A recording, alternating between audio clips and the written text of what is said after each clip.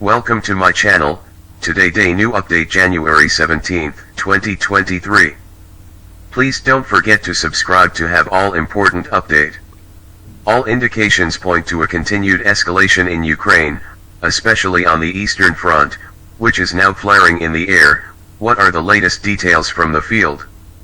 The battles are still going on between the Russian and Ukrainian forces, specifically in the Bakhmut axis as well as in the nearby towns, according to a statement by the General Staff issued this morning.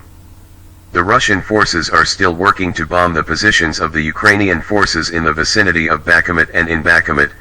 The course of the combat operations were reported by the spokesman for the Eastern Operations Command, Sergei Sherbet, yesterday, where he said that the Russian forces had bombed all the Ukrainian sites in this town specifically.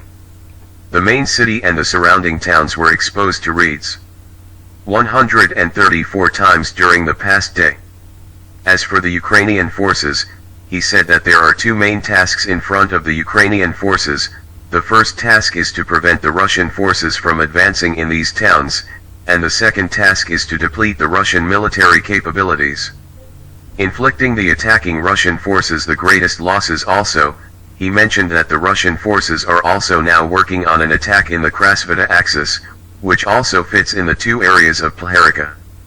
Returning to the statement of its Ukrainian General Staff, he said that the Russian bombing of dozens of towns along the dividing line was targeted during the past hours. There is also another axis of a supernova in the north of Lugansk province, which was mentioned by the head of the military department of the Ukrainian province, Mr. Serhiy Hakdar, in an article, because the Ukrainian forces continue to advance toward the town of Criminal. He demanded that the Russian forces are also trying to push additional units from the reserve forces into confrontations, to prevent the Ukrainian advance towards this town, in the south. The statement of the General Staff said that the Russian bombardment on the city of Kherson and its environs has not subsided since last night.